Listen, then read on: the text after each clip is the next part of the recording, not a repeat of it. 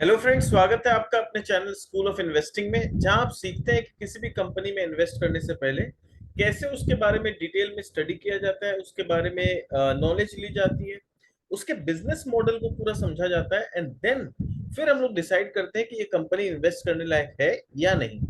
और यदि इन्वेस्ट करने लायक है तो किस प्राइस में इसमें इंटर किया जाए, ताकि वहां से हम लोग का डाउनसाइड का जो पोटेंशियल है या डाउनसाइड का जो चांसेस है वो एकदम लिमिटेड हो जाए और अपसाइड का जो रास्ता है वो खुला रहे।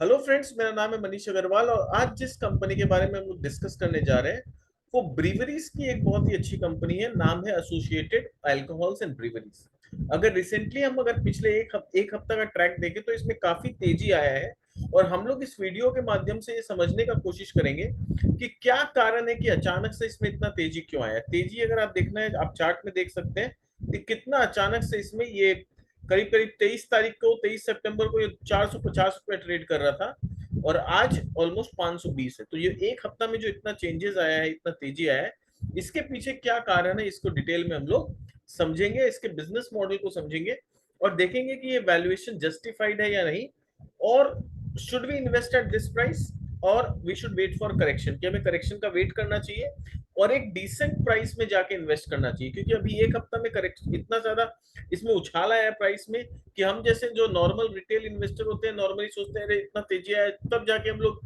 पीछे से इसको पकड़ने का कोशिश करते हैं और ऊंचा दाम में हम लोग लेके बहुत बार स्टॉक्स में फंस जाते हैं। तो हम लोग इसका बिजनेस को समझ के देखेंगे कि क्या अभी भी ये राइट प्राइस है इंटर करने के लिए, या फिर थोड़ा सा करेक्शन का वेट करें जहां पर ये थोड़ा सा वैल्यूएशंस बेटर होगा। तो चलिए स्टार्ट करते हैं। पहले इसके फंडामेंटल को समझेंगे और फिर बाद में बिजनेस का एनालिसिस हम लोग करेंगे। तो मार्केट कैप का बात करें तो 940 करोड़ के आसपास का इसका मार्केट कैप है। करेंटली 520 रुपए पे कंपनी ट्रेड कर रही है। हाई इसने 654 रुपया का लगाया था, 52 वीक हाई, और 52 वीक लो 380 का था।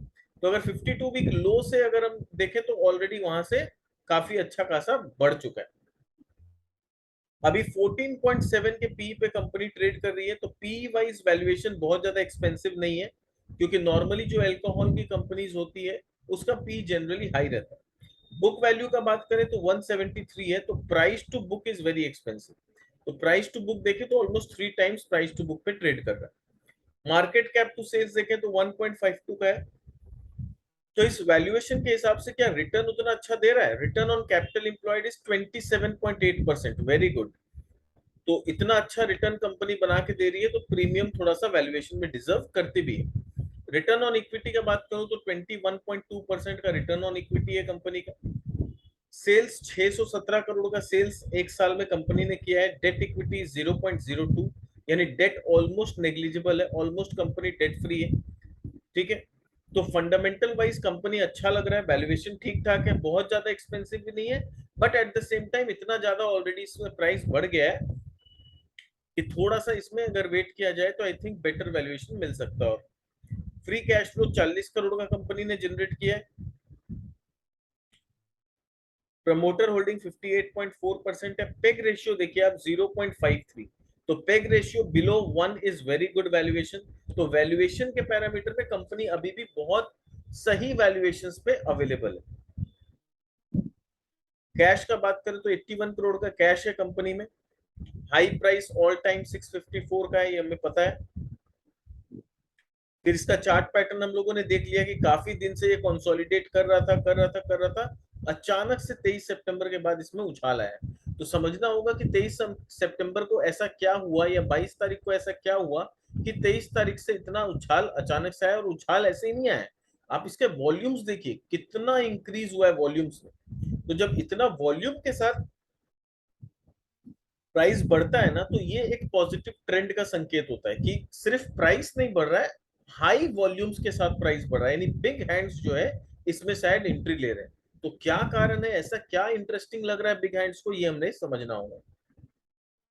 कंपनी में आप देखो इट इज रिड्यूस्ड डेट किया है, ऑलमोस्ट डेट फ्री बन चुकी है कंपनी, और आने वाले क्वार्टर में एक्सपेक्टेड रिजल्ट्स अच्छा आएगा। और प्रॉफिट ग्रोथ 28% के कैगर है पिछले 5 साल में, तो बहुत ही अच्छा वैल्यूएशन पॉइंट ऑफ व्यू से और परफॉर्मेंस पॉइंट ऑफ व्यू से। इसके पीयर्स के साथ कंपेयर करते हैं, यूनाइटेड स्पिरिट्स का देखें तो ये 53 के पीई पे अवेलेबल है। यूनाइटेड ब्रीवरीज 91 के पी पे, रेडिको खेतान 55 के पी पे, ग्लोबल स्पिरिट 14 के पी पे, तिलक नगर 46 के पी पे और एसोसिएटेड अल्कोहल 14.69 के पी पे। तो आप देखो, तो अगर यहाँ देखे तो ग्लोबल स्पिरिट का अच्छा वैल्यूएशन है, एसोसिएटेड अल्कोहल का भी वैल्यूएशन रीजनेबल है। ईवी बाई इबिटा देखे तो ये 33 के ईवी बाई इबिटा पे, ये 49 का मल्टीपल्स है, इसमें 34 का मल्टीपल है। ग्लोबल स्पिरिट आप देखो 8.39 के मल्टीपल्स पे, तो ये अगेन एक अच्छे वैल्यूएशंस पे ग्लोबल स्पिरिट अवेलेबल है। GM breweries 8.44 and associated alcohol is 8.57। तो इनको जो वैल्यूएशन मिल रहा है compare to United Spirits, United Breweries and Radico Khaitan, इन लोगों को बहुत प्रीमियम वैल्यूएशंस मिल रहा है। जबकि इन ये जो है आपका ग्लोबल स्पिरिट, जीएम ब्रीवरीज और एसोसिएटेड अल्कोहल, इसको जो वैल्यूएशन मिल रहा है उतना प्रीमियम वैल्यूएशन नहीं मिल रहा है। तो हम लोग को समझना पड़ेगा कि आखिर ऐसा क्या कारण है कि मार्केट इन लोगों को उतना प्रीमियम वैल्यूएशन नहीं दे रहा है या देना ही नहीं चाहता है। तो इसको बहुत ध्यान से हम लोग को समझना पड़ेगा। लिवरेज आप देखो तो लिवरेज पोजीशन भी सही है 1.17, कोई बहुत ज्यादा लिवरेज नहीं है। तिलक नगर में आप देखिए तो 8.35 का लिवरेज है, तो बहुत हाई लिवरेज है। बाकी लोग सब 1.7, 1.4, 1.5 के लिवरेज पे है, तो उसके मुकाबले इसका लिवरेज पॉइंट भी या लिवरेज का नंबर्स भी ठीक ठाक है। डेट कंपनी में है नहीं, बाकी लोगों में आप देखो अच्छा खासा डेट है। रेडिको का देख लो, यूनाइटेड स्पिरिट्स का देख लो, तिलक नगर का देख लो, ये लोग का डेट कितना हाई है और ये डेट फ्री कंपनी। तो एक डेट फ्री कंपनी इतने सस्ते वैल्यूएशंस पे मिल रही है, क्या कारण है? समझना पड़ेगा। बिजनेस मॉडल को स्टडी करके फिर समझ में आएगा कि आखिर क्या कारण है कि इतने सस्ते वैल्यूएशंस पे अवेलेबल है। क्वार्टरली परफॉर्मेंस को ध्यान में रखते हैं, तो यहाँ देखिए मार्च में 148 करोड़ का रिवेन्यू था, जो बढ़ के जून में 184 करोड़ का हो गया। ये लोग जो प्रोडक्ट बेचते हैं वो मेनली वोडका बेचते हैं, तो माना जाता है कि वोडका का सेल जो है समर में उतना ज्यादा नहीं होता है आई थिंक। बट स्टिल जो समर में इनका रिजल्ट आया वो तो बहुत अच्छा दिख रहा है। जून में, पिछले जून में आप देखिए लॉकडाउन था बोल के 80 करोड़ का सेल था। उसके पहले वाले लोग जून में, जून 2020 में तो पूरा ही लॉकडाउन था। तो प्री कोविड लेवल का अगर मैं जून देखूं तो 130 करोड़ का रिवेन्यू था। हाँ, तो 130 करोड़ से अगर मैं देखूं तो यहाँ पर ऑलमोस्ट 184 करोड़ आए।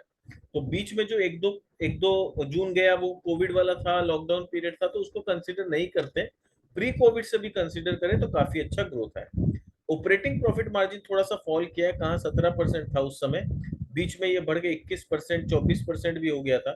पर यहाँ पर अभी गिर के 11% हुआ, तो मार्जिन में थोड़ा सा डिप आया है। तो समझना पड़ेगा आखिर क्या कारण है, क्योंकि मार्जिन में डिप होने का कारण ये हो सकता है कि जो रॉ मटेरियल के प्राइसेस है ना वो इधर में थोड़े से बढ़े हैं। तो यही कारण है कि इसके मार्जिन में थोड़ा सा फॉल आया। कंपनी डेट फ्री है तो यहाँ पर इंटरेस्ट बहुत ज्यादा नहीं होता है। तो प्रॉफिट बिफोर टैक्स अगर हम लोग देखें तो प्रॉफिट बिफोर टैक्स 18 करोड़ का है, जबकि पिछले क्वार्टर में ये 20 करोड़ का हुआ करता था। तो अर्निंग पर शेयर पे अगर नजर डालें तो पिछले क्वार्टर में 8 रुपये 38 पैसा का था, जो गिर के 7 रुपया 42 पैसा का हो गया। बट अगेन प्री कोविड वाला जून देखें तो 6 रुपया 50 पैसा का था, तो वहां से नंबर्स बेटर है। और अगर हम लोग ये कोविड वाला जून को देखें तो वहां से तो काफी बेटर हो गई।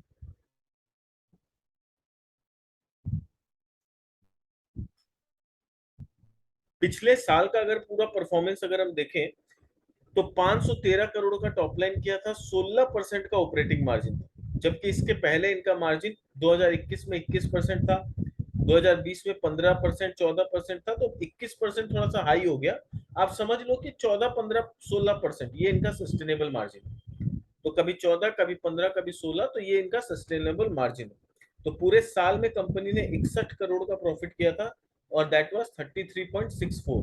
तो अर्निंग पर शेयर 33 रुपया का कंपनी ने किया था पिछले साल। ग्रोथ को देखें तो लास्ट एक साल में 35% का टॉप लाइन ग्रो किया है। पर अगर 5 साल का देखें तो 12% के कैगर से टॉप लाइन ग्रो हुआ, 10 साल में 14% का कैगर से ग्रो हुआ।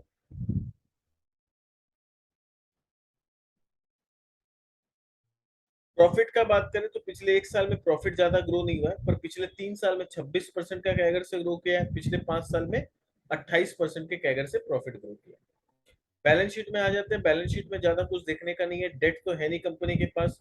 फिक्स्ड एसेट भी थोड़ा थोड़ा मतलब स्टेबल है, बहुत ज्यादा फिक्स्ड एसेट पे ये लोग केपेक्स भी नहीं कर रहे हैं। Current work in progress 24 crore का है, तो हो सकता है ये फर्दर फिक्स्ड एसेट में चेंज हो जाए। 25 करोड़ का इन्वेस्टमेंट है कंपनी के पास। अदर एसेट्स में देखें तो इन्वेंट्री 65 करोड़ का है, डेटर्स 24 करोड़ है। तो यानी रिसीवेबल्स इनका दिन पे दिन कम होते जा रहा है, तो ये बहुत अच्छा साइन है कि ये लोग का कलेक्शन फास्ट हो रहा है। कैश इनके पास 81 करोड़ का कैश पड़ा है, which is again a very good sign. Cash flow का बात करें तो 79 करोड़ का ऑपरेटिंग कैश फ्लो कंपनी ने किया था। उसके बाद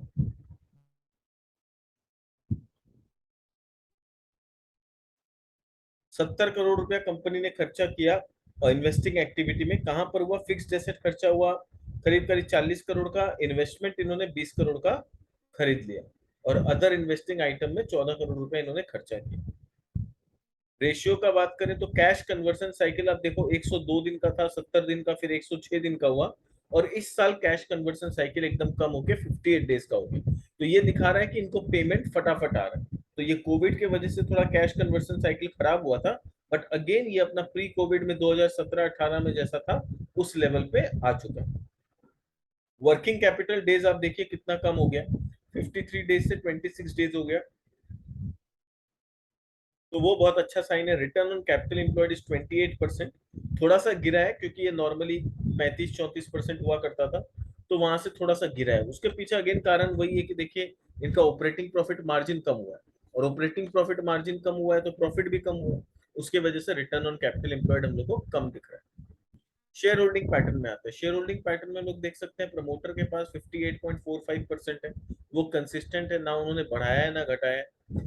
foreign equity foreign institutional investors धीरे धीरे थोड़ा सा कम कर रहे हैं स्टेक अपना, तो ये क्वेश्चन मार्क है कि क्यों कम कर रहे हैं। बट अभी जिस तरह का एक हफ्ता में वॉल्यूम आया है, मुझे लगता है कि किसी बड़े फंड हाउस ने या फॉरेन इंस्टीट्यूशनल इन्वेस्टर ने इसमें एंट्री लिया होगा, क्योंकि डोमेस्टिक म्यूचुअल फंड के पास देखिए होल्डिंग है ही नहीं, पूरा 40% पब्लिक के पास होल्डिंग है।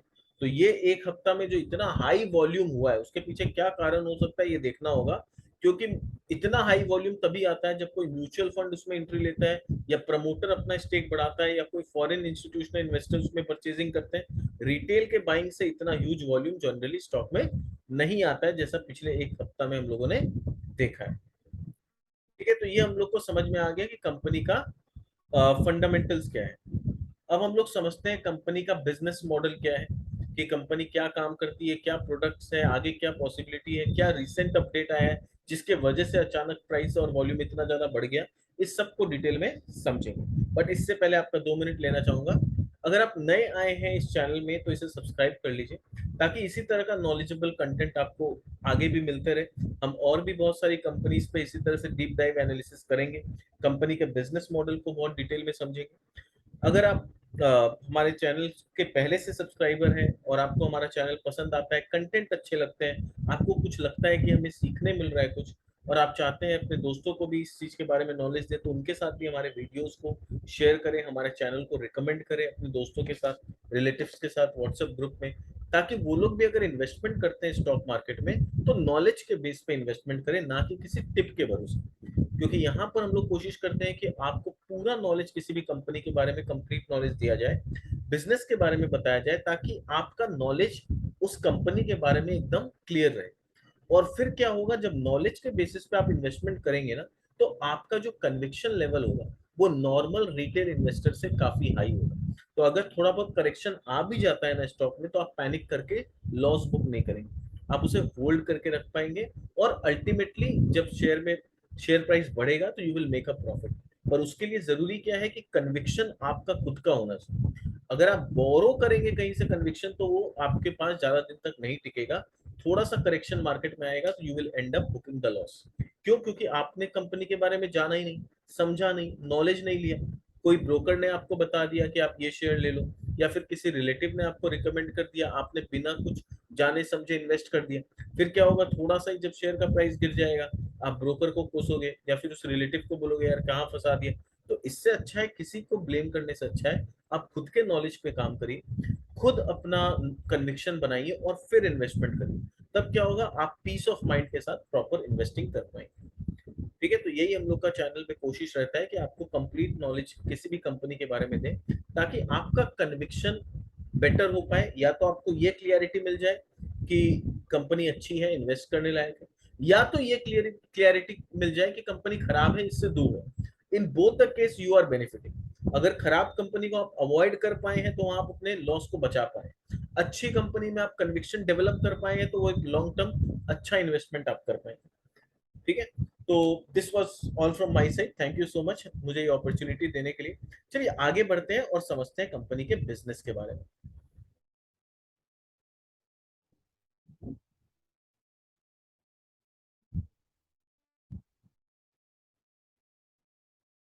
तो कंपनी के पास 3 decades of rich industry experience, यानी ये कंपनी कोई आज 2 4 5 साल पुरानी नहीं है, 30 साल पुरानी कंपनी।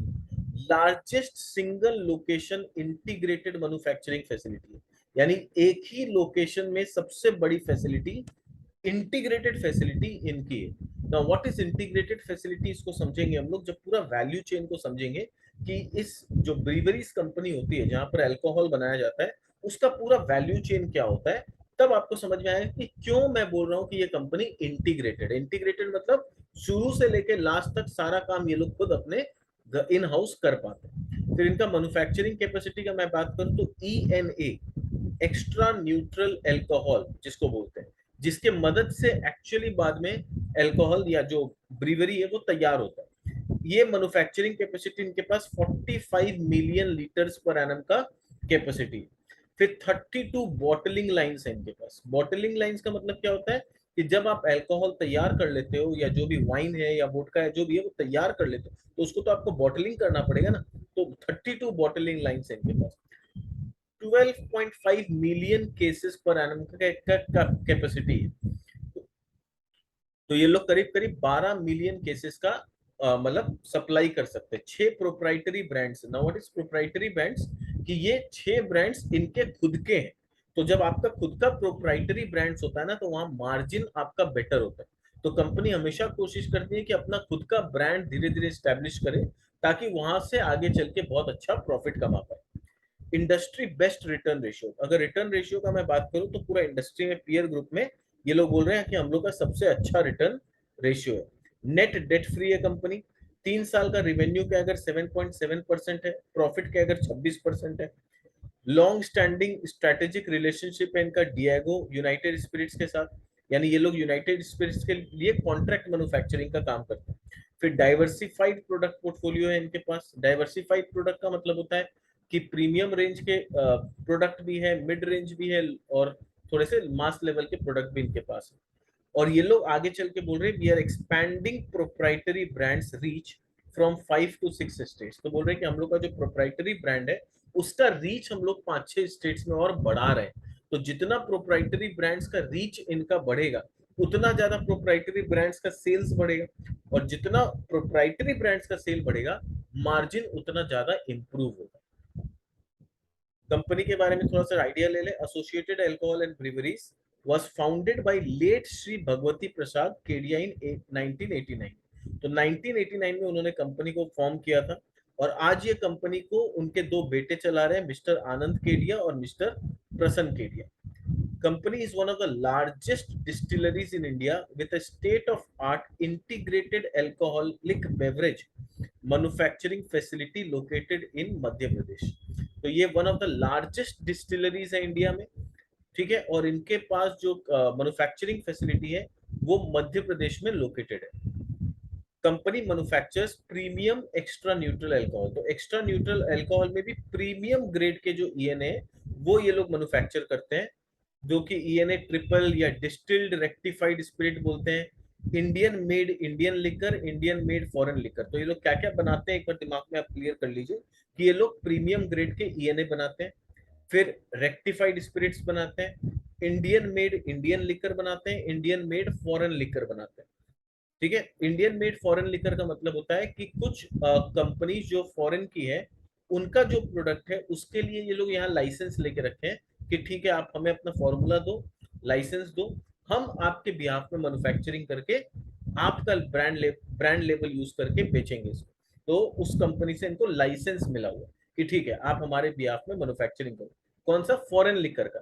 तो वही बोल रहे हैं इंडियन मेड, क्योंकि इंडिया में बन रहा है, पर वो लिकर का टेक्नोलॉजी या जो रेसिपी है जो भी बोल लीजिए वो कहाँ का है? वो फॉरेन का है, तो उसको बोलते हैं इंडियन मेड फॉरेन लिकर। और इंडियन मेड इंडियन लिकर मतलब इंडिया में ही बन रहा है, और जो भी रेसिपी या जो भी है वो इंडिया का ही है। Company has diversified business segments from manufacturing and supply of ENA. तो पहला काम ये लोग क्या करते हैं इनके बिजनेस का, कि ईएनए को मैन्युफैक्चर करके सप्लाई करना। Now what is ENA? ENA का सिंपल मतलब है, आप समझ लो कि ये एक तरह का रॉ मटेरियल है। अगर आप अल्कोहल या लिकर बनाना चाहते हैं, चाहे वो इंडियन मेड इंडियन लिकर हो या इंडियन मेड फॉरेन लिकर हो, उसके लिए जो मेन रॉ मटेरियल आपको चाहिए वो चाहिए extra neutral alcohol, that is ENA. तो उसका ये लोग क्या करते हैं? मैन्युफैक्चरिंग करके सप्लाई करते हैं। यानी बाकी डिस्टिलरीज जो अपना घर में खुद का अल्कोहल तैयार करती है, उनको रॉ मटेरियल चाहिए होता है, तो ये लोग क्या करते हैं? वो लोग ये लोग रॉ मटेरियल उनको देते हैं, ईएनए बना के देते हैं। दूसरा काम ये लोग क्या करते हैं? कॉन्ट्रैक्ट मैन्युफैक्चरिंग का काम करते हैं फॉर डियागो यूनाइटेड स्पिरिट्स। यानी यूनाइटेड स्पिरिट्स के बहुत सारे ऐसे ब्रांड्स हैं जिनके लिए ये लोग कॉन्ट्रैक्ट मैन्युफैक्चरिंग करते हैं। यानी एक तरह से समझिए यूनाइटेड स्पिरिट्स के जो भी मैनेजिंग डायरेक्टर है, जो भी कंपनी के अथॉरिटी है, वो इनके पास आते हैं, बोलते हैं कि देखो भैया हम लोग को ये वाला प्रोडक्ट इतना पीस बना के दो। ये लोग बना देते हैं और सप्लाई कर देते हैं यूनाइटेड स्पिरिट्स को। वो लोग अपना लेबल लगाता है और मार्केट में बेचता है। यानी बन इनके फैक्ट्री में रहा है, ये लोग खाली लेबल लगा के मार्केट में मार्केटिंग कर देते हैं। तो वो हो गया कॉन्ट्रैक्ट मैन्युफैक्चरिंग का काम। फिर ये लोग करते हैं to manufacturing and marketing of license brands. तो बहुत सारा इंडियन मेड फॉरेन लिकर है जिसका ये लोग लाइसेंस ले रखे हैं, तो उसका भी मैन्युफैक्चरिंग करके उनका लेबल ये लोग अपने फैक्ट्री में लगा के बेचते हैं। यानी बनता है इनके फैक्ट्री में, लेबलिंग इनके फैक्ट्री में होता है, बट वो जो ब्रांडिंग होता है वो उस फॉरेन कंपनी का होता है, इनका नहीं होता है। और लास्ट चीज है Indian made Indian liquor and 6 Indian made foreign brands. तो 6 तो इंडियन मेड फॉरेन ब्रांड भी ये लोग बनाते हैं। अब आता है कि कहाँ से रिवेन्यू कितना आता है। तो फाइनेंशियल्स आप देखना चाहते हो तो देख सकते हैं कि इनका जो रिवेन्यू FY 19 में था, तो वहां पर इनका रिवेन्यू जो है ये मिलियंस में दिया हुआ है, याद रखिएगा। तो 411 करोड़ का रिवेन्यू था with EBITDA of 57 crore, margin था 14% का। अब क्या हो गया? ये बढ़ के 514 करोड़ का रिवेन्यू हो गया, मार्जिन हो गया 16% और 82 करोड़ का इबिटा कंपनी जनरेट कर रही है। कहाँ से रिवेन्यू आ रहा है? इंडियन मेड इंडियन लिकर से 30% रिवेन्यू आ रहा है, कॉन्ट्रैक्ट मैन्युफैक्चरिंग से सिर्फ 2% आ रहा है, तो कोई बहुत ज्यादा रेवेन्यू नहीं आ रहा है। लाइसेंस ब्रांड जिसका इन्होंने लाइसेंस ले रखा है वहां से 20% आ रहा है। ईएनए जो ये लोग सप्लाई करते हैं एक्स्ट्रा न्यूट्रल अल्कोहल, वहां से 26% आता है। और खुद का जो प्रोप्राइटरी ब्रांड्स है वहां से अभी सिर्फ 12% आता है। और फिर बाद बाकी जो बाई प्रोडक्ट्स है वहां से 10% आता है। तो कंपनी को अगर आगे प्रोग्रेस करना है, अपना मार्जिन इंप्रूव करना है, तो फोकस कहाँ करना है? इस एरिया पे, कि जो उनका खुद का प्रोप्राइटरी प्रोडक्ट्स है उसका जो अभी सिर्फ 12% है रेवेन्यू, इसको आगे चल के और बढ़ाया जाए, तब जाके आपको मार्जिन में और बेटरमेंट दिखेगा और एक एक्सपोनेंशियल ग्रोथ आपको मार्जिन में दिखेगा। ईएनए का सप्लाई से अच्छा कमाई हो रहा है, ईएनए का दाम भी मार्केट में धीरे धीरे बढ़ रहा है, तो वहां से इनको बेनिफिट है। लाइसेंस ब्रांड से इनको 20% आता है, इसको भी ये लोग कोशिश करेंगे थोड़ा बढ़ाने का। और इंडियन मेड इंडियन लिकर से 30% is good, not bad. Strength क्या है कंपनी का अगर बात करें तो superior quality, multi grain based process manufacturing. तो इसको बहुत ध्यान दीजिएगा, दिस इज वेरी इंपॉर्टेंट। ये लोग जो अल्कोहल बनाते हैं, अभी जो स्पिरिट्स बोल लीजिए, अल्कोहल बोल लीजिए, ये लोग जो बनाते हैं वो ग्रेन से बनाते हैं। और इनके पास जो टेक्नोलॉजी है कि ये लोग मल्टी ग्रेन, बहुत मतलब एक ही ग्रेन पे डिपेंडेंट नहीं है। नॉर्मली ये लोग क्या है, ब्रोकन राइस से बनाते हैं। इनका जो अल्कोहल बनता है वो किससे बनता है? ब्रोकन राइस से। बट ऐसा नहीं है कि अगर in case broken rice available नहीं है तो ये लोग किसी और को यूज नहीं कर सकते। इनके पास जो टेक्नोलॉजी है वो मल्टी ग्रेन बेस्ड है, यानी दूसरे ग्रेन्स को भी ये लोग यूज कर सकते हैं। फिर डाइवर्सिफाइड है, ऑलरेडी हम लोगों ने डिस्कस किया ही है। फिर रिसोर्स एफिशिएंट, यानी लोअर कंजम्पशन ऑफ वाटर है, पावर है एंड स्टीम है। तो इन लोग का जो टेक्नोलॉजी है उसमें पानी, पावर और स्टीम तीनों कम लगता है, तो इनके लिए कॉस्टिंग कम पड़ता है। फाइनेंशियल्स अच्छा है, लिवरेज नहीं है बैलेंस शीट में, डेट नहीं है। One of the few selected and trusted partner, Diego जैसी बड़ी कंपनी, यूएसएल जैसी बड़ी कंपनी इनको अपना कॉन्ट्रैक्ट मैन्युफैक्चरिंग का काम दे रही है। ये अपने आप में ये बताता है कि कंपनी एफिशिएंट है मैन्युफैक्चरिंग के मामले में।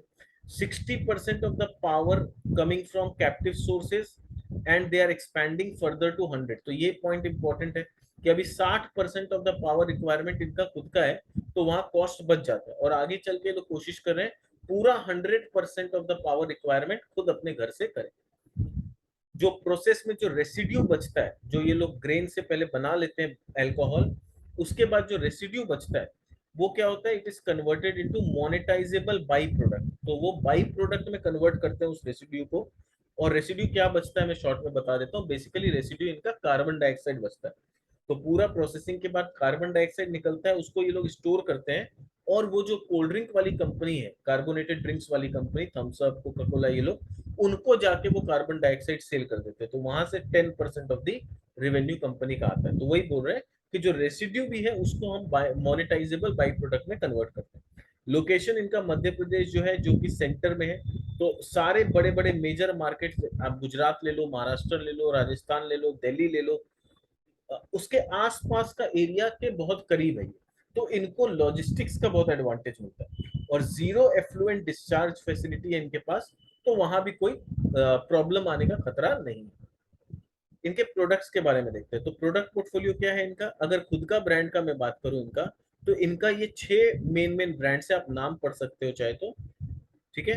तो ये इनके 6 अपने ब्रांड है, जिसको प्रोप्राइटरी ब्रांड बोलते हैं। फिर ये लाइसेंस ब्रांड कौन कौन सा है, Bagpiper, flavoured White, Mischief orange, McDowell's, Blue Riband gin, ये सब इनके लाइसेंस ब्रांड है। यानी ये लोग अपने फैक्ट्री में मैन्युफैक्चर करते हैं, पर ये ब्रांडिंग जो है, या बोलो इस पे जो कॉपीराइट है इस ब्रांड्स पे, ये इनका नहीं है।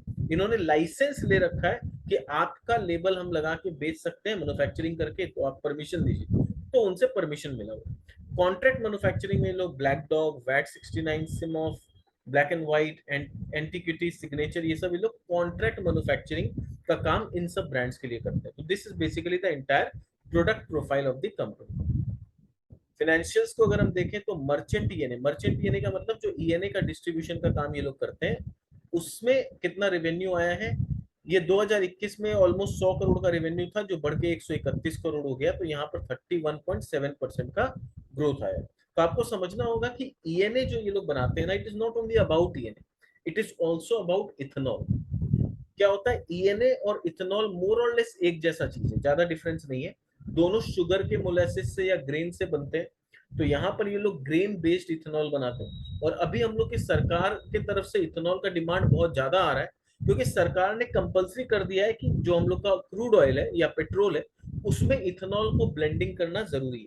और गवर्नमेंट ने टारगेट किया है कि 2025 तक 20% का ब्लेंडिंग होना चाहिए। तो उसके वजह से इथेनॉल का जो डिमांड आ रहा है वो बहुत ज्यादा आ रहा है मार्केट में। तो जितना इथेनॉल का डिमांड बढ़ेगा, इनके लिए एडवांटेज है, क्योंकि इनको ईएनए बनाना या इथेनॉल बनाना एक ही बात है। इथेनॉल को फर्दर थोड़ा प्रोसेसिंग करते हैं तो ईएनए बनता है, ठीक है। तो अगर मैं शुगर का एग्जांपल लूं, तो शुगर से पहले मोलासिस बनता है। मोलासिस के मदद से ये लोग इथेनॉल बनाते हैं। शुगर शुगर जो मैन्युफैक्चरर्स है वो लोग इथेनॉल बनाते हैं। तो डिस्टिलरीज भी यही काम करते हैं, या तो उनके पास ग्रेन बेस्ड डिस्टिलरी होता है या मोलासिस बेस्ड होता है। तो अगर इनके पास ग्रेन बेस्ड है, तो ये लोग ग्रेन्स की मदद से क्या करेंगे, इथेनॉल बनाएंगे।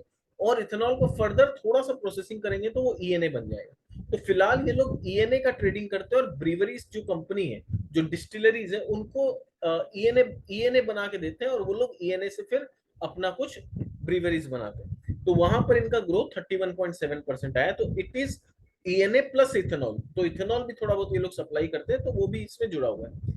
फिर इंडियन मेड इंडियन लिकर में 13% का ग्रोथ है। इंडियन मेड फॉरेन लिकर जो खुद का प्रोप्राइटरी है, उसमें देखिए ग्रोथ अभी उतना ज्यादा नहीं है। तो ये ग्रोथ पे नजर रखना होगा कि इसमें ग्रोथ कितना ज्यादा या कम आ रहा है। फिर इंडियन मेड फॉरेन लिकर जो लाइसेंस्ड है, उसमें 20.6% का ग्रोथ है। वॉल्यूम ग्रोथ आप देख सकते हैं, ईएनए में 37% का, आईएमआईएल में 8.3% का, प्रोप्राइटरी में 3.2 का, और इन लाइसेंस में 20.8% का वॉल्यूम ग्रोथ है। तो वॉल्यूम ग्रोथ भी आ रहा है और रेवेन्यू ग्रोथ भी आ रहा है। हाँ, जो प्रोप्राइटरी ब्रांड है उसमें रेवेन्यू ग्रोथ थोड़ा कम है। तो एज अ इन्वेस्टर मैं चाहूंगा कि ये जो प्रोप्राइटरी ब्रांड्स है उसमें थोड़ा सा वॉल्यूम ग्रोथ भी अच्छा है और रेवेन्यू ग्रोथ भी अच्छा है। फाइनेंशियल्स का ऑलरेडी हम लोगों ने ओवरव्यू कर लिया है। यहाँ पर आप थोड़ा वीडियो पॉज करके चाहें तो देख सकते हैं कैसे नेटवर्थ हमेशा बढ़ रहा है इनका। नेट प्रॉफिट मार्जिन भी इनका बढ़ ही रहा है, 13%, यहाँ थोड़ा सा डिप गया, but still 12% is not bad. EBITDA margin इनका 14%, 20% बीच में हो गया था, बट दोबारा 16% पे है। तो numbers are quite good, number कहीं पर भी कोई खराब नंबर्स नहीं है। हाँ, अगर बिलो एक्सपेक्टेशन हम लोग बोलना चाहें तो थोड़ा बोल सकते हैं, बट उसके पीछे कारण है, क्योंकि देखिए पावर कॉस्ट अचानक से बढ़ गया था। FY 22 का बात करें तो कोयला का दाम कितना बढ़ गया था, एनर्जी कॉस्ट कितना बढ़ गया था, फिर रॉ मटेरियल जो इनको शायद ग्रेन ग्रेन जो रॉ मटेरियल है, जब से रशिया यूक्रेन का वार हुआ है तब से ग्रेन्स के प्राइस कितने बढ़ गए हैं। तो वहां से उस वजह से क्या है, ग्रेन्स का अवेलेबिलिटी कम हुआ है, तो ग्रेन के प्राइस बढ़ने के कारण भी मार्जिन अफेक्ट हुआ है, क्योंकि इनका मेन रॉ मटेरियल क्या है, ग्रेन है, ब्रोकन राइस से ये लोग बनाते हैं, तो वो ग्रेन का दाम बढ़ने से भी इनको दिक्कत है। अब आते हैं कि इनका अभी जो रिसेंट डेवलपमेंट हुआ है उसमें जो हम लोग देख रहे हैं कि इतना वॉल्यूम बढ़ रहा है, इतना इतना इनकी प्राइस अचानक से एक हफ्ता में बढ़ गए हैं, तो कारण क्या। तो ये एक ट्रांजेक्शन हुआ है, क्या ट्रांजेक्शन हुआ है, एमलगेमेशन कर रही है company, creating one of the few listed companies with both segment.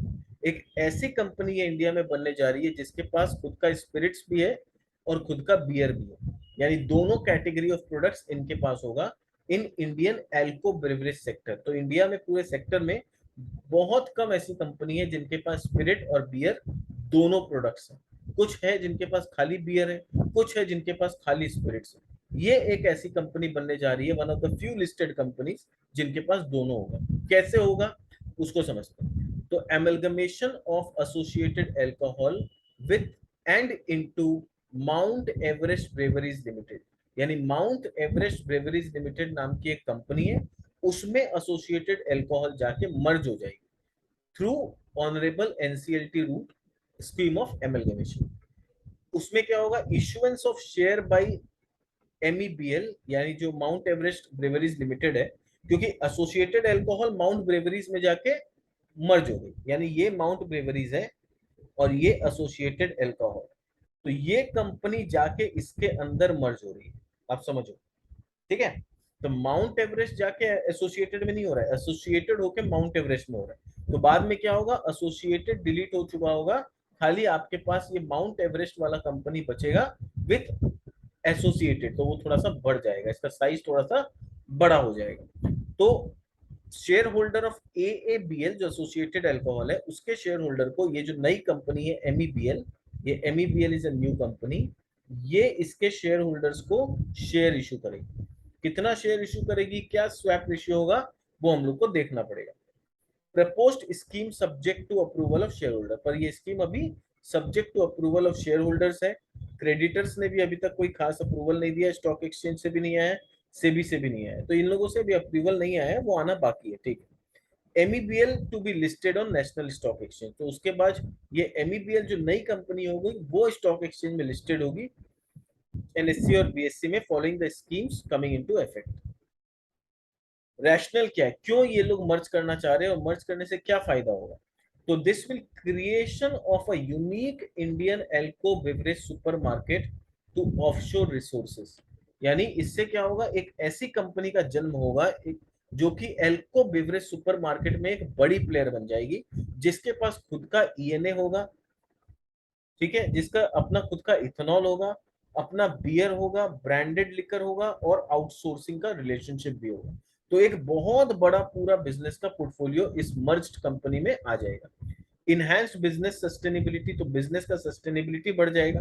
क्यों, क्योंकि जो प्रोडक्ट होंगे, बियर होंगे या स्पिरिट होंगे या जो ब्रांडेड लिकर है, वो पूरे साल भर बिकेंगे, तो वहां पर पेरेनियल ऑफटेक ऑफ प्रोडक्ट होगा, सीजनल नहीं रहेगा इनका बिजनेस। अभी क्या है, बिजनेस थोड़ा थोड़ा सीजनल है, क्योंकि स्पिरिट कोई सीजन में बिकता है, कोई सीजन में नहीं बिकता है, कोई सीजन में बियर का डिमांड ज्यादा हो जाता है, तो थोड़ा सा रिवेन्यू में अप डाउन चलता है, बाद में ये पेरिनियल हो जाएगा। Progression of ABBL from B to B business, अब ये लोग बेसिकली क्या करते हैं, कॉन्ट्रैक्ट मैन्युफैक्चरिंग का काम करते हैं, या लाइसेंस प्रोडक्ट बना के बेचने का काम करते हैं, या फिर ENA को सप्लाई करते हैं दूसरे डिस्टिलरीज को, तो mainly they are B2B business. ये मर्ज होने के बाद ये लोग बन जाएंगे B2C बिजनेस, क्योंकि बियर का खुद का अपना 6 ब्रांड इनके पास है, फिर जो नई कंपनी के पास 3-4 ब्रांड है वो भी इसमें शामिल हो जाएगा, तो प्रोप्राइटरी ब्रांड्स बढ़ जाएंगे, तो वहां पर ये लोग B2C कंपनी बन जाएंगे। प्रोडक्ट बास्केट एक्सपैंड होगा, एक्सेस टू रिटेल कंज्यूमर ज्यादा मिलेगा, क्योंकि अब इनका खुद का अपना चेन, नेटवर्क चेन है, साथ साथ MEBL का जो नेटवर्क चेन है वो भी इनको मिल जाएगा, तो रिटेल कंज्यूमर तक एक्सेस जो है वो बेटर हो जाएगा। क्रॉस सेल और क्रॉस सिनर्जीज का फायदा मिलेगा इनको, क्योंकि जो लोग बियर पीते हैं उनको ये लोग स्पिरिट बेच पाएंगे, जो स्पिरिट लेते हैं उनको ये बियर बेच पाएंगे, तो क्रॉस सेल और क्रॉस सिनर्जीज का फायदा इनको मिलेगा। ठीक है, जैसे मैन्युफैक्चरिंग का भी एडवांटेज मिलेगा, डायरेक्ट मार्केटिंग का, मार्केटिंग राइट्स जो एक दूसरे के पास है उसका फायदा मिलेगा, तो ये सारा बेनिफिट मिलेगा। और इससे क्या होगा, क्योंकि प्रोप्राइटरी प्रोडक्ट्स बढ़ जाएंगे तो मार्जिन में बेटरमेंट होगा बियॉन्ड अ कमोडिटी। अभी बेसिकली ये लोग क्या कमोडिटी कंपनी है, क्यों? क्योंकि ईएनए बनाते हैं, इथेनॉल बनाते हैं, उसको ये लोग सप्लाई करते हैं, मेन धंधा हुआ। और फिर कॉन्ट्रैक्ट मैन्युफैक्चरिंग से तो कुछ नहीं आता है, इंडियन मेड इंडियन लिकर से आता है, वो भी लाइसेंस्ड वाले। तो लाइसेंस वाला तो क्या, आपने दूसरा का लाइसेंस पे काम कर रहे हो, तो वो भी एक कमोडिटी टाइप से हो जाता है। अपना खुद का ब्रांड का उतना ज्यादा अभी इनका ग्रोथ भी नहीं है और इतना वॉल्यूम भी नहीं है। वो वॉल्यूम और ग्रोथ जब बढ़ेगा तो ये लोग इनका मार्जिन बेटर होगा। ये प्रोसेस मैंने समझाई दिया है कि कौन किस में मर्ज होगा। एबीबीएल जो है वो मर्ज हो जाएगा एमईबीएल में, तो ये इसमें मर्ज हो जाएगा। और ये जो है फिर एमईबीएल क्या करेगा, शेयर इशू करेगा to the promoters of ABBL and also to the shareholders of ABBL. तो this is what will happen. ये इंटरेस्टिंग नंबर्स है देखने का, कि अगर मान लो ये लोग मर्ज हो जाएंगे जब, तो फिर इनका नंबर्स कैसा दिखेगा। तो अभी एसोसिएटेड अल्कोहल का अगर मैं क्वार्टर वन का रिवेन्यू का बात करूं तो 186 करोड़ का रिवेन्यू, जबकि एमईबीएल का 190 करोड़ का रिवेन्यू है। तो मर्ज्ड एंटिटी का 376 करोड़ का रिवेन्यू हो जाएगा। तो यानी रिवेन्यू ऑलमोस्ट ऑलमोस्ट यहां से आप देख लो डबल हो गया। ठीक है। इबिटा का बात करें तो अभी इसका 22 करोड़ का इबिटा है, इसका 35 करोड़ का इबिटा है। तो इबिटा भी यहां से बढ़ के 57 करोड़ हो जाएगा। तो 22 करोड़ का इबिटा बढ़ के अगर 57 करोड़ हो रहा है तो ये ऑलमोस्ट डबल से भी ज्यादा है। मार्जिन का बात करो, एसोसिएटेड का मार्जिन 11.81% का है, एमईबीएल का 18.45% का है, तो ब्लेंडेड मार्जिन 15% का हो जाएगा। प्रॉफिट जो है इसका 13 करोड़ का है, इसका ऑलमोस्ट 23 करोड़ का है, तो मिलकर 36 करोड़ का हो जाएगा। तो प्रॉफिट तो एकदम नेट प्रॉफिट 3 गुना हो गया। तो कहीं ना कहीं हम लोग बोल सकते हैं जो ईपीएस होगा वो 3 गुना हो जाएगा। तो अगर ईपीएस 3 गुना होता है तो प्राइस क्यों नहीं 3 गुना होगा? प्राइस भी हो सकता है, हाँ स्वैप रेशियो में कुछ शेयर्स इशू होंगे, वो शेयर के वजह से अर्निंग पर शेयर 3 गुना नहीं होगा, क्योंकि शेयर जब इशू होंगे तो नंबर ऑफ शेयर्स बढ़ जाएगा। तो जब डिवाइड करेंगे तो अर्निंग पर शेयर देखना पड़ेगा क्या आता है। इट ऑल डिपेंड्स कि स्वैप रेशियो क्या डिसाइड होता है। डेट कंपनी का बात करें तो एसोसिएटेड में तो डेट है ही नहीं। एमईबीएल में 25 करोड़ का डेट है, पर उसके अगेंस्ट में उनके पास ऑलमोस्ट 49 करोड़ के कैश भी है, तो वो भी नेट डेट फ्री कंपनी हो गई ऑलमोस्ट। तो डेट मिला जुला के 27 करोड़ का होगा, पर बुक्स में 160 करोड़ का कैश भी अवेलेबल होगा। तो डेट को लेके कोई प्रॉब्लम नहीं। माउंट एवरेस्ट के पास क्या है इसके बारे में समझते हैं, कि जिस कंपनी में मर्ज हो रहा है उसका क्या फाइनेंशियल से या फंडामेंटल। ये 1999 में फॉर्म हुई थी। Best brew in the world बनने का इनका पैशन है। स्टार्टेड विद कॉन्ट्रैक्ट मैन्युफैक्चरिंग, ये लोग भी कॉन्ट्रैक्ट मैन्युफैक्चरर के तौर पे स्टार्ट किए थे, और आज के डेट में some of the best brands in the world, sorry best brands in the world के लिए ये लोग कॉन्ट्रैक्ट मैन्युफैक्चरिंग का काम करते हैं। ये भी स्ट्रेटेजिकली लोकेटेड है इंदौर मध्य प्रदेश में। इसका इंस्टॉल्ड कैपेसिटी 10 लाख हेक्टोलीटर का कैपेसिटी है। 1.5 मिलियन केसेस पर मंथ ये लोग बना सकते हैं। Installed one of the best canning lines, तो केनिंग लाइंस में one of best canning lines इनके पास है। They are the largest manufacturers in Madhya Pradesh with more than 50% of the total market share Madhya Pradesh में इनके पास है। तो ये लोग कोई छोटे मोटे प्लेयर नहीं है। High emphasis on quality control है। तो इनका बिजनेस क्या है, इनका खुद का ब्रांड्स है, और ये लोग कॉन्ट्रैक्ट मैन्युफैक्चरिंग का भी काम करते हैं। वैल्यू चेन क्या है, कौन है, ठीक है, कौन के मदद से ये लोग ये बल्क अल्कोहल बनाते हैं। बल्क अल्कोहल को फिर ये लोग क्या करते हैं, ये लोग पैकेजिंग का काम करते हैं, नहीं बॉटलिंग का काम करते हैं, और बॉटलिंग करके ये लोग रिटेल तक कस्टमर तक पहुंचाने का काम करते हैं। तो this is the value chain of the company. इनके ब्रांड्स का बात करें तो 3 बड़े बड़े ब्रांड्स हैं इनके पास, ले माउंट, फिर माउंट्स और स्टॉक नाम का ब्रांड है। तो ये जो बॉटल आता है 650 ml का बॉटल आता है, और 500 ml का कैन आता है, जो हम लोग फोटो में देख सकते हैं। 650 ml का बॉटल और 500 ml का कैन। इसमें भी सेम चीज है, इसमें भी ऑलमोस्ट सेम चीज है। तीनों में 6 to 8% एल्कोहल होता है, और ये प्रीमियम स्ट्रॉन्ग है, ये सुपर स्ट्रॉन्ग है, ये सुपर स्ट्रॉन्ग है। स्ट्रेंथ क्या है इस कंपनी का, किस कंपनी का, माउंट एवरेस्ट ब्रेवरीज का, कि they are the largest in Madhya Pradesh by sales, और ये लोग अपने बिजनेस को गोवा, महाराष्ट्र और रेस्ट ऑफ द इंडिया में भी एक्सपैंड कर रहे हैं। स्ट्रेटेजिक आउटसोर्सिंग मैन्युफैक्चरिंग एंगेजमेंट है यूनाइटेड ब्रेवरीज लिमिटेड के साथ। For its flagship brands. Setup state of art brewery जो है इनके पास, जो modern and technologically advanced brewery है इनके पास। Products match to the global quality benchmark, located of Indore which is at the center of India, making it logistically easier to source grain and supply products। क्योंकि ये लोग India के almost centre में है, तो इनके लिए ये चीज बहुत स्ट्रेटेजिक लोकेशन, बहुत एडवांटेज प्ले करता है कि रॉ मटेरियल सोर्स करना भी इजी है और लॉजिस्टिकली वायबल है, और सेम टाइम प्रोडक्ट को डिस्ट्रीब्यूट करना भी इनके लिए अच्छा है। ग्लोबली एक्सेप्टेड बेस्ट प्रैक्टिस ये लोग फॉलो करते हैं, इसके वजह से ही इनको कॉन्ट्रैक्ट मैन्युफैक्चरिंग बड़े बड़े कंपनी का मिला हुआ है। तो globally accepted best practices in manufacturing. Assured volumes, installed capacity 1.5 million cases per month का है। तो आप समझ सकते हो 1.5 मिलियन केसेस यानी 15 लाख केसेस पर मंथ, तो काफी अच्छा इनका कैपेसिटी। वैल्यू चेन आप देख सकते हो किस तरह से ये पूरा इंडस्ट्री काम करता है। तो यहाँ पर बार्ली या जो भी कॉर्न है वो आप आता है, उसका मॉल्टिंग होता है, मॉल्टिंग करके फाइनली ब्रीवरीज बनता है, पैकिंग करके फिर इसको सप्लाई किया जाता है। तो ये प्रिपरेशन है।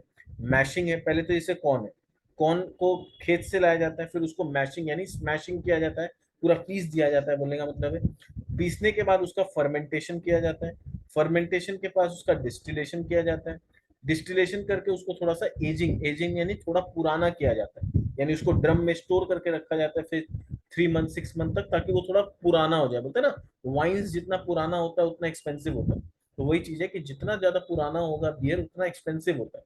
तो एजिंग किया जाता है और फिर बाद में उसका बॉटलिंग करके बाजार में बेचा जाता है। तो this is the entire process of whisky making, कि विस्की जो बनता है कैसे बनता है। ठीक है, अब आता है कि इतना जो हम लोगों ने डिस्कशन किया फंडामेंटल्स के बारे में, फिर कंपनी के बिजनेस मॉडल के बारे में, तो जितना अभी तक समझ में आया है, अभी तो वैसे तो स्वैप रेशियो डिसाइड नहीं हुआ है, तो एक बार हम अज्यूम करते हैं कि जितना अभी नंबर ऑफ शेयर है उतना ही अगर रहता है, तो क्या पॉजिटिव वैल्यूएशन इसके निकल के आते हैं। तो अगर मैं बात करूं बुल फेज का, तो बुल फेज में क्या हो सकता है, अभी इनका 513 करोड़ का करंट ईयर का इनका रेवेन्यू है, if I am not mistaking, एक बार हम लोग चेक कर लेते हैं जस्ट। हाँ, तो 513 करोड़ का इनका रेवेन्यू है, so I am okay with that. तो वहां पर आई एम एक्सपेक्टिंग कि 25% का टॉप लाइन ग्रोथ आ सकता है कंपनी में। इबिटा मार्जिन 16% का अगर रहा, ठीक है, और इनको मल्टीपल्स 9.8, वैसे तो आप अगर कंपेयर करोगे तो पीयर्स लोगों का तो बहुत ज्यादा वैल्यूएशन है, तो मैंने इनको फिर भी कंजर्वेटिव होके मल्टीपल्स दिया है। तो वहां से इसका प्राइस निकल के आता है 555 रुपये, और ऑलरेडी अगर देखे तो ये 523 या 525 पे ट्रेड कर रहा है। मैंने जब देखा था तब 515 था, अभी बढ़ गया। अभी आप देखोगे तो अभी इसका प्राइस, अगर मैं करंट प्राइस का बात करूं, तो करंटली आज इसका प्राइस 520 रुपया, ठीक है, 520 रुपया का आज के डेट में करंट प्राइस है कंपनी का। ठीक है, फिर आप देखो कि अगर मैं देखता हूँ कि नॉर्मल फेज में अगर खाली 20% का ग्रोथ आता है विद 15% ऑफ इबिटा मार्जिन, तो इसका प्राइस 400 रुपया का एक फेयर वैल्यूएशन आता है। तो ये फेयर वैल्यूएशन 400 का है, तो मार्केट इतना हाई इसको क्यों दे रहा है? Because of the merger. ये जो मैंने टॉप लाइन ग्रोथ किया वो खाली इसके कंपनी के हिसाब से किया। मर्जर के बाद जो एडवांटेज मिलेगा इनको, जो दूसरा प्रोडक्ट इसमें मर्ज होगा उसका भी रिवेन्यू होगा, उसका भी प्रॉफिटेबिलिटी आएगा, तो यहाँ से रिवेन्यू डबल हो सकता है। अभी 513 करोड़ का है, 20% का ग्रोथ में मान लो 615 करोड़, पर ये सिर्फ एसोसिएटेड अल्कोहल को मैं कंसीडर कर, जब ये एमईबीएल इसमें ज्वाइन हो जाएगा और उसका भी 600 करोड़ का अगर रिवेन्यू है, तो ये रिवेन्यू 600 650 करोड़ नहीं रहेगा, 1300 करोड़ हो जाएगा।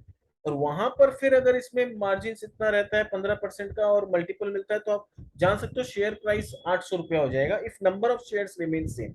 आई एम अज्यूमिंग कि अभी 1.81 करोड़ शेयर है, उतना ही रहे, पर नंबर ऑफ शेयर भी चेंज होगा क्योंकि स्वैप रेशियो की वजह से नए शेयर्स इशू करने होंगे, तो वो देखना पड़ेगा। तो इसीलिए नंबर ऑफ शेयर भी डबल हो जाएंगे। आई एम अज्यूमिंग कि अगर रेवेन्यू डबल होता है, प्रॉफिट डबल होता है, आई एम अज्यूमिंग कि नंबर ऑफ शेयर भी डबल हो जाएगा। तो अल्टीमेटली जो पर अर्निंग्स जो आना चाहिए वो 400 420 रुपए के हिसाब से एक फेयर वैल्यूएशन इनका होगा। तो अभी थोड़ा सा ओवर वैल्यूड कंपनी दिखता है।